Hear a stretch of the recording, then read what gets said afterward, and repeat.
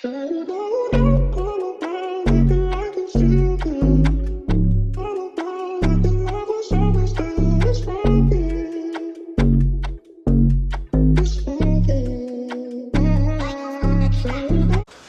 everybody? It's your boy Terez Balboa.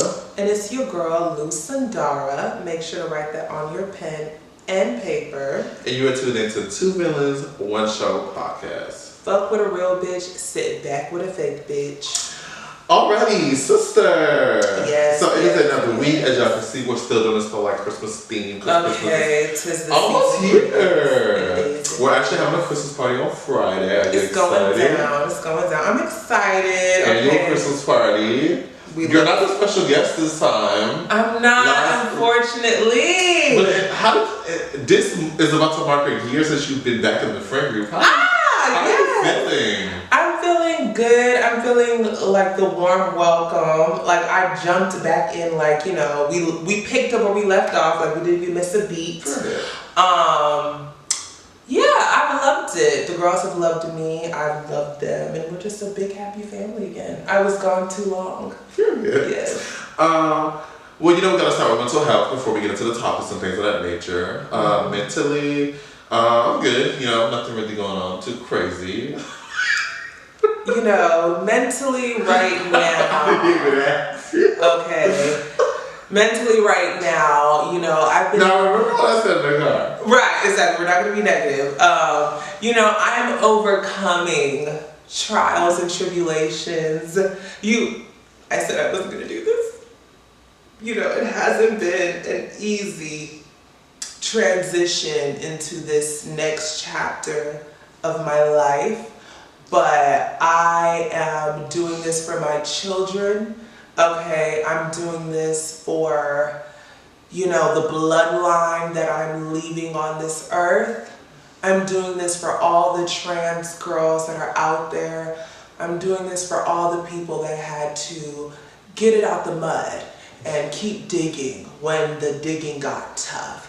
It's not easy when you're out here doing it on your own. Okay, it's not easy when you're out here. You know, I'm not silver spoon, you know, everything I have, I worked for. And it's not an easy feat, but I do it and I do it well.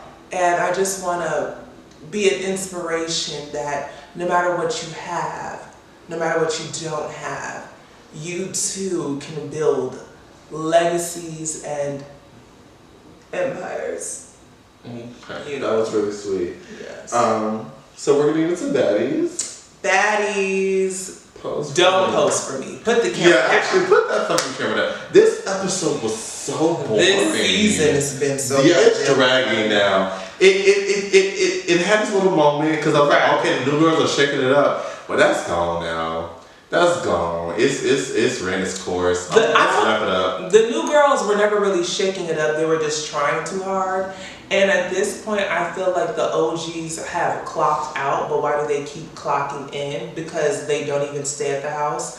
I feel like they're trying to definitely focus this season on the new girls, but the new girls are not anything new. I miss the days when the reality TV productions used to cast for actual charisma, uniqueness, nerve, and talent. I feel like the only requirements are your aesthetic and your level of violence. I mean, this is true. I just feel like, the proof is in the pudding because the fact that Emma whole original storyline was calling out Scotty for being boring, and then a week later, now she's being called boring. Right. Just proves the point. Like, you only did it for a moment, but really you're not even entertaining. It's like they're doing all of these things for moments, but they have no momentum. Like, girl, how are you going to sit here and talk about Scotty and now you're the biggest snooze fest on the street? It just doesn't make any sense. And then the whole Akbar and Diamond situation. Make it make sense, mama. Because, bitch, you're over here trying to say that these girls think that they're Madonna, but girl, you really think you're a celebrity guest? And you're so above it and you spit on her. You're so above it. Yeah, I'm just so above this. She literally said, I'm so above, and I spit on her in the same sentence. Make it make sense, mama. Akbar. Because if you were so above it, then you would not need to be on this show for a check or for relevancy. And I love that Diamond called out like, girl, we don't know you from music. We know you because you just don't love hip hop. Because I can name a couple of DTB songs. I can't name an Akbar song to save my life. No shade. Like, let's be honest. Like, girl, Akbar, you're not known for music. Let's be realistic. Okay? You have the platform and it didn't work. Hello? And honestly, the only song I know of yours is the Biggie diss. Exactly. That is the only song that has gained any. I was like, oh, she actually can rap. And that, I don't know, that's debatable still to this day. Let's really talk about Okay, but like. But yeah, other than that, nothing really even fucking happened. And the only reason why that song is getting traction is because you're on yet another reality show.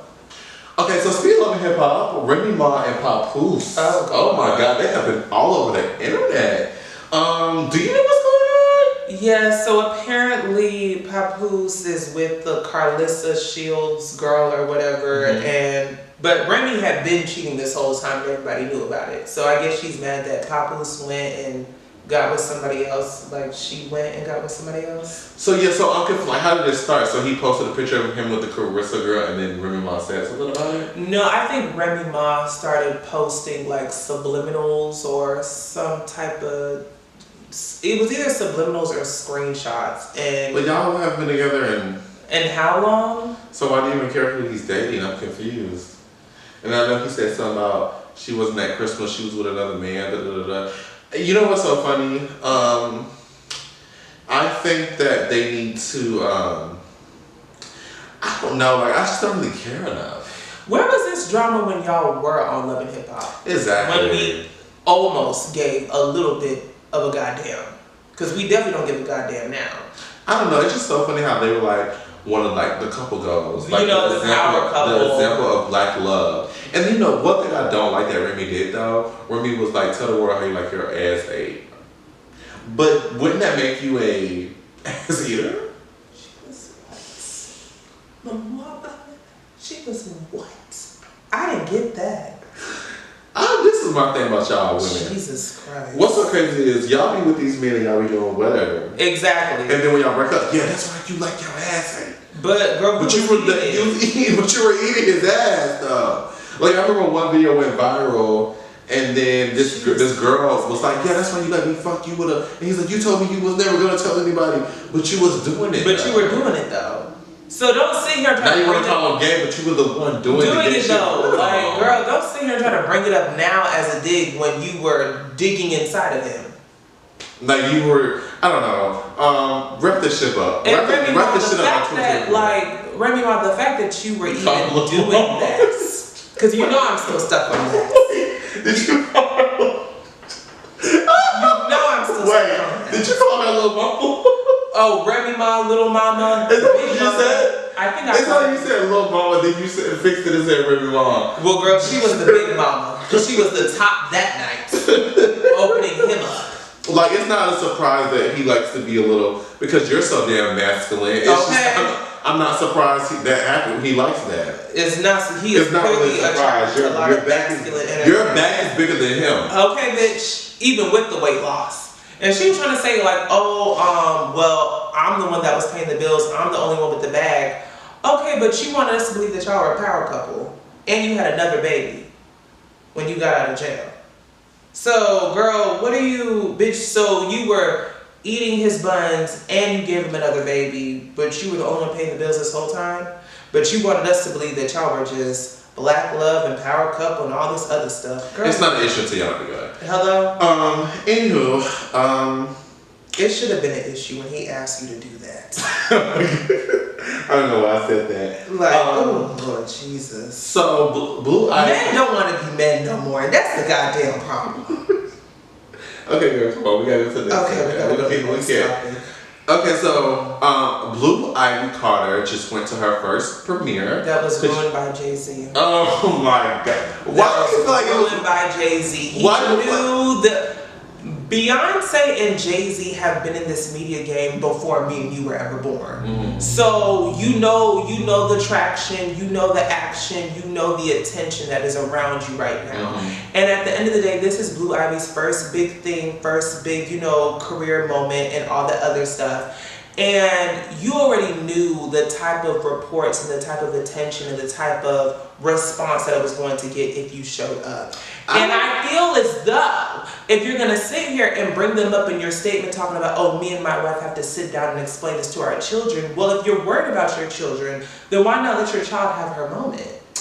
I don't think that he ruined her moment simply because, like, at the end of the day, those things didn't happen during that moment. Like, when they were actually on the carpet, she was with her parents and everything was happening, those reports wasn't at that very live moment. So she still got to... No, it was. You know, that premiere was live. Like the premiere was the very next day. Yeah, no, that's what, but I don't really think that ruined her moment. I don't think so. But it did, though, because anytime they reported about it, Jay-Z at the premiere admits allegations. Like what I saw go viral was when they said that she was dressed like she was grown. And to me, which is ridiculous. Which is ridiculous because she literally looked like a little girl that was going somewhere important. Right, exactly. Like, and I know this one girl went viral because like she put a side by side when she was 12 and went right, and then you looked at like you were 17, 18 years old. Hello, and bitch, like you trying to do a side by side. That was you taking a yearbook picture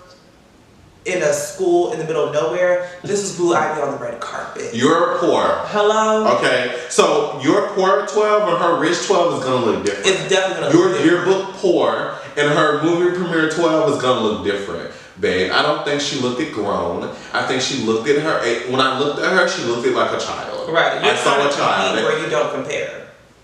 Like, people like that when they go to the whole, y'all don't want kids to be kids. No. You don't want to let that child be a child because y'all have been talking about that child since she's been born. Let's clock it. Y'all said she was ugly. Hello? Now y'all see she's pretty. Now she dresses too grown. Make up your mind. Like, Blue Ivy just cannot do nothing. Now see why her mama don't let her be on social media. Hello? Because it's like, goddamn. You see why her mama don't talk to y'all. But y'all be mad that she don't do interviews. But when she was vulnerable and open with y'all would do what? Twist it, flip it, smack it, and try to rub it in the wrong direction.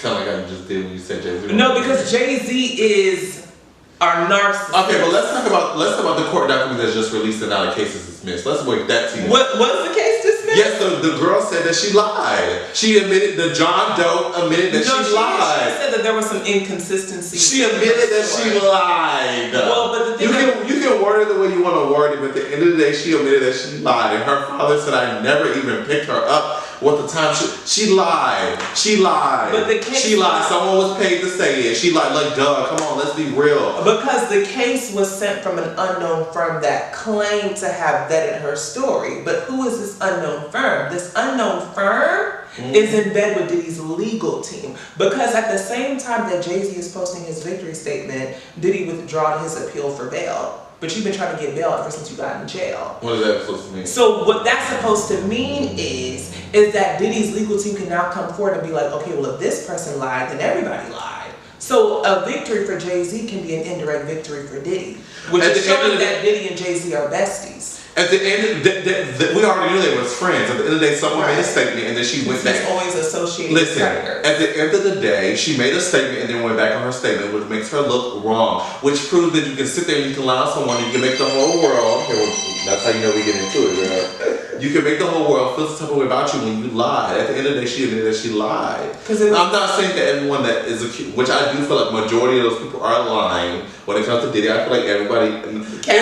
Y'all keep bringing up that videotape of Cassie getting beat up in a hotel. But you know what's so crazy? But you know what's so wild? No one's saying that Diddy beat on them. People are saying that Diddy molested them and drugged them. So stop bringing up Cassie and what. That's two different things. They were in a relationship and she went through. That's different. Okay, that's video proof that he was physically harming her. Okay, we understand that. He should be here. Did she even press charges for that? For the physical abuse? No, but she couldn't because that footage came out 8 years later because the hotel hid it. I mean, but she reported a whole bunch of other stuff that we haven't seen. So exactly because the police were hiding that information as well. Okay, girl. So I just feel like when it comes to the whole Diddy and Jay-Z thing, we're always going to be on two different sides. I'm not saying these men are completely innocent. All I'm saying is, girl, it's a bigger picture. It's above us. I think that what we need, what I'm trying to get you to understand, it's above us. It's not just simply like, oh, the people, let me say something. The people that are acting like they care about people being raped, they don't give a fuck about no girls that was being raped. They don't care about the people that was being molested. They don't care about the people being drugged. They want to tear the men down for money. No. They want to be in power.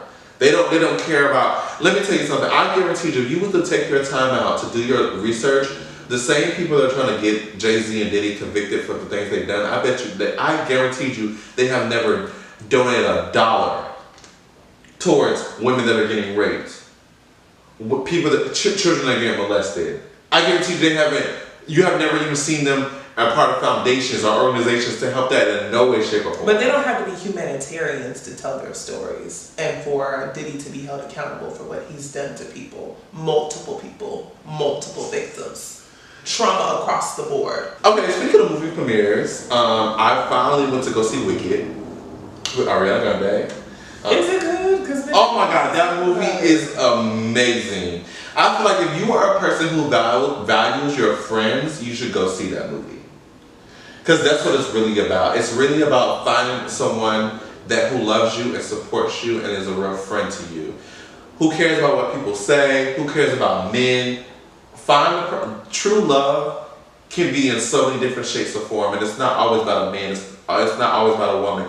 You can literally find the perfect friend, and that person can help you really get to the level where you're supposed to be through that love. So I feel like if you're a person that really values your friend, I definitely think you should go see Wicked. It was amazing. Ariana Grande did an amazing job. Cynthia did an amazing job. It was a great movie. It wasn't a little long, but I feel like it was never a point where I was bored. Each scene was paced perfectly. It wasn't too much saying. They did like the actual scenes were really good. Okay. The aesthetic of it, the vibe, the energy. It was a really good movie. Would you say that it defied gravity?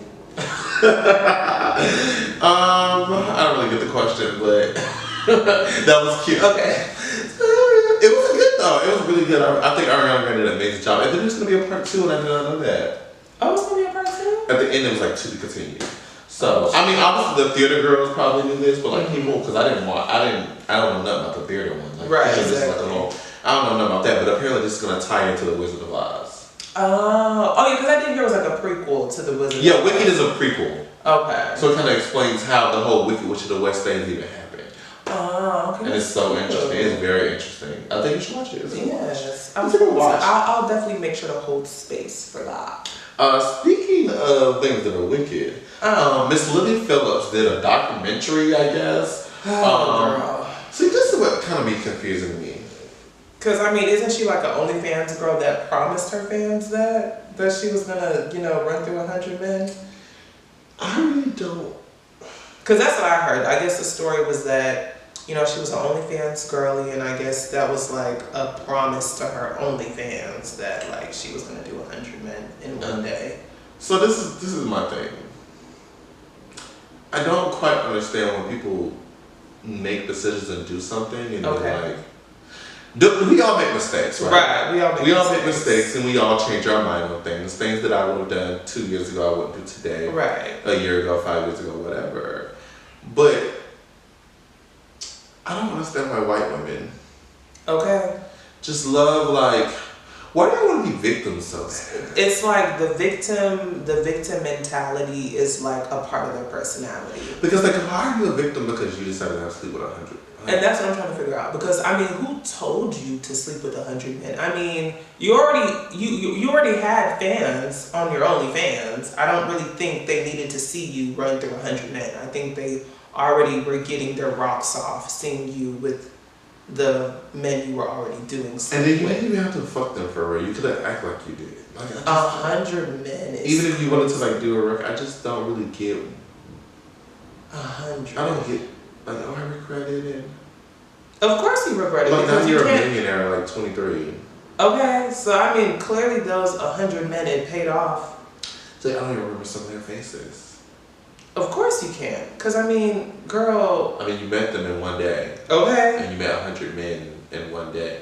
I mean, of course you regret it because, bitch, you probably can't walk straight. And some people were scared to... I don't know.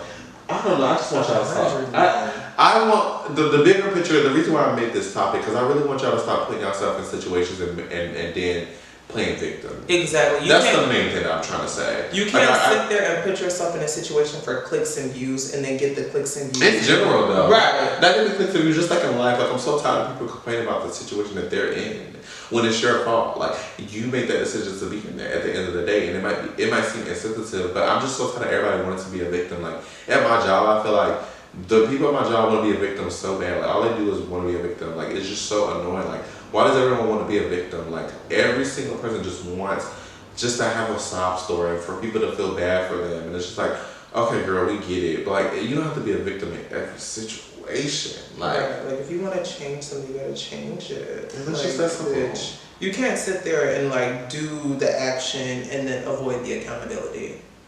No, literally. That's not how it like, the works. girl, like, she might watch this, she might feel some type of way, but whatever. A girl at my job, she literally told the whole fucking store 10 times that she's annoyed because she's going to go visit her boyfriend and she has to sit at the airport for 2 hours because he has to go sign some papers and it's an hour away. And I'm like, okay, so you know in advance that you have to wait 2 hours. And then, so instead of changing your flight, you're just going to continue to complain and be a victim. And I was like, well, why would you just Uber to his house? Oh, it's going to cost $70. Okay, again, you have 2 weeks before you even go. Okay. You have time to put up the money for, like, it's just, you want to be a victim so bad. You want us to feel bad that you have to sit in the airport for 2 hours. Like, when the solution is very easy. Either A, change your flight, or B, but you Uber yourself to his house so you don't have to wait. Or just don't go see him. Okay, so I did want to bring up Law Roach. I want to bring up Law Roach because I feel like Law Roach is really, he's been like a press run low key. Yeah. But like for him, if that makes sense. Because when I think of Law Roach, I think it's Zendaya. Right. But I feel like I've been seeing him on magazine covers, Vogue, a lot of interviews, podcasts.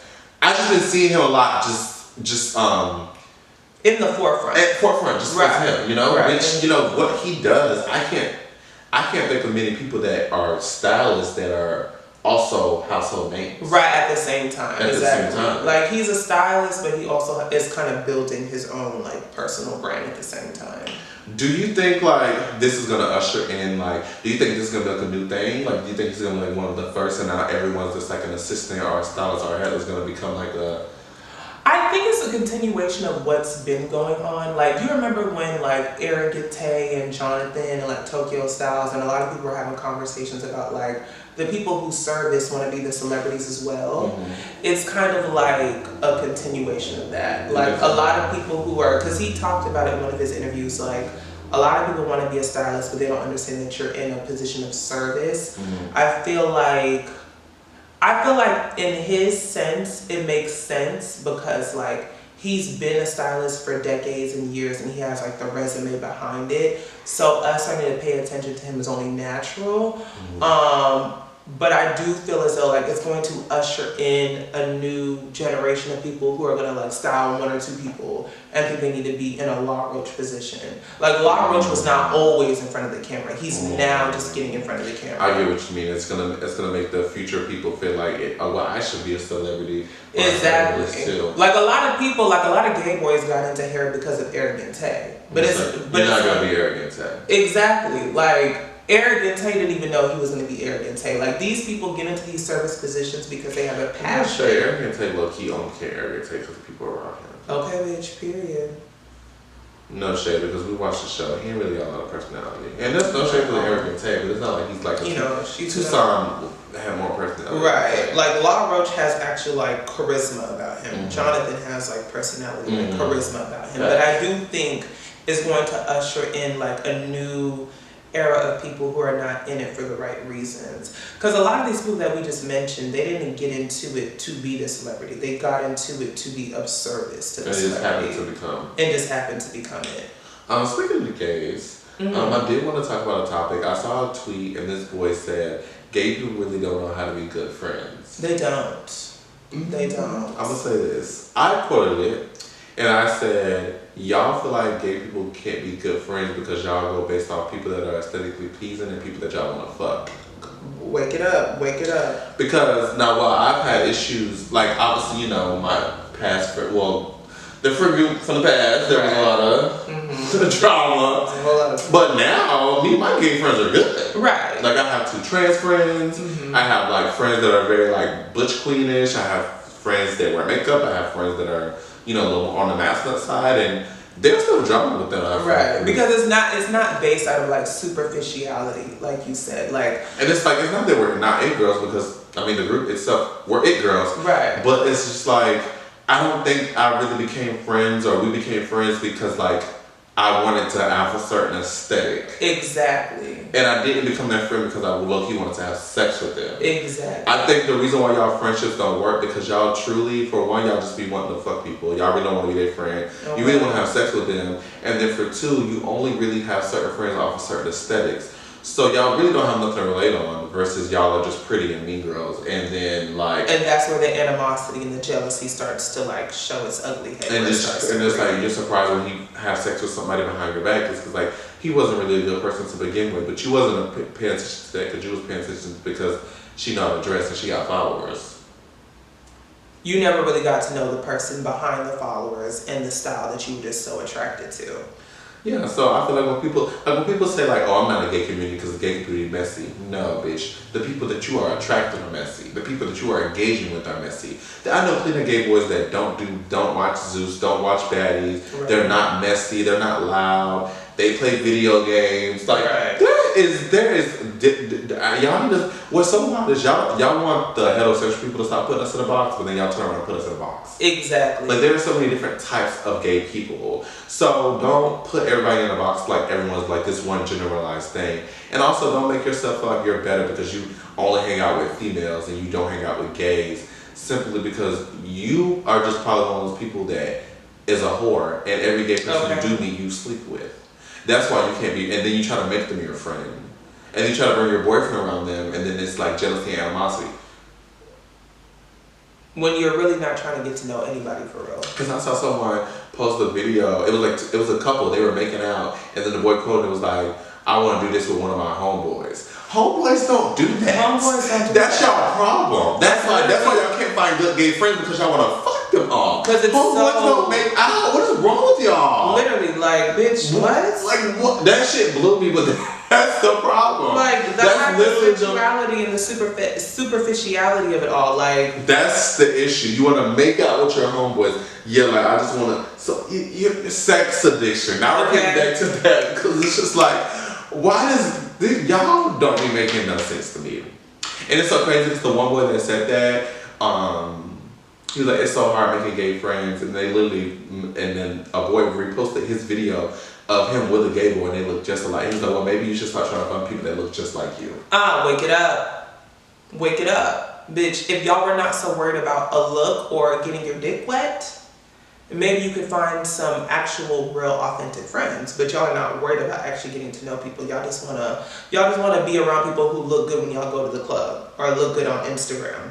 Exactly. And then it's not like y'all actually be content creators anyway. So it's like y'all be trying to go for aesthetics and like all this other stuff, but it's not like y'all are like full on brands or whatever. Like, don't nobody care about y'all. Nobody care. So yeah, I don't know. I feel like my friendships, especially the friends that I have, like we've been friends for years. We know Because each it was other. like, you know, based on something real. It was based on something real, like, and I feel like every person I became friends with, it was just genuine. You know what I'm saying? It was genuine, and I came into it with a very genuine start, and it was no alternative motives. Right. It just happened, like even like with you and I, like Right. when we met, it wasn't to build a friendship. Right, exactly. It was for a show, and then we just end up becoming friends and like really close. getting close. Great minds think alike. Great minds think alike. Right. I do think that like when it comes to like me and my friends, I do feel like I have like a special bond with all of them. Right. Like I feel like with each friend I have like it's just something about it's something that like that individual bond. Right. Mm-hmm. What is it with me? I feel like with you, I feel like you just get me. I feel like literally when I'm editing the episodes, like you literally finishing my sentences. I don't know if you notice or not, but anytime I get caught up in my words, you literally finish my sentence instantly. Like the second I stop, you finish it. Like Right. it's a split, not even a whole second goes within me stop talking.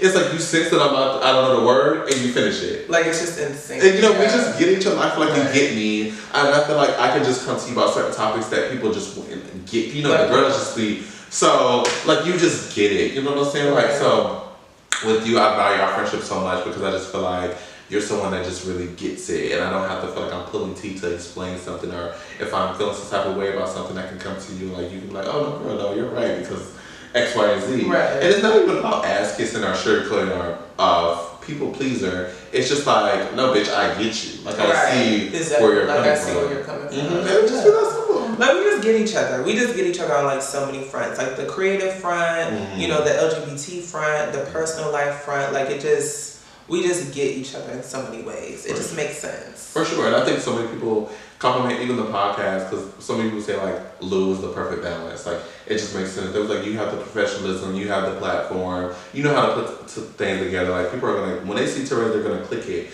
But if like Lou gives that extra comedic, the funny, the dramatics, like it just makes so much sense and it balances out. Like because I know I'm entertaining, but I am not as naturally unhinged as I am.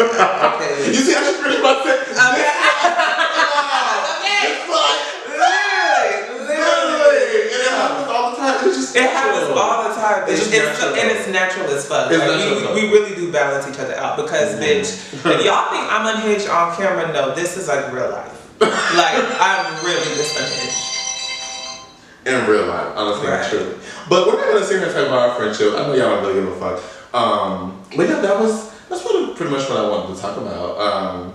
So yeah, thank you guys so much for watching another episode of Two Women's One Show podcast. I am Terez Barboa. And it's your girl, Lucindara. And we will see y'all next week for a very special episode.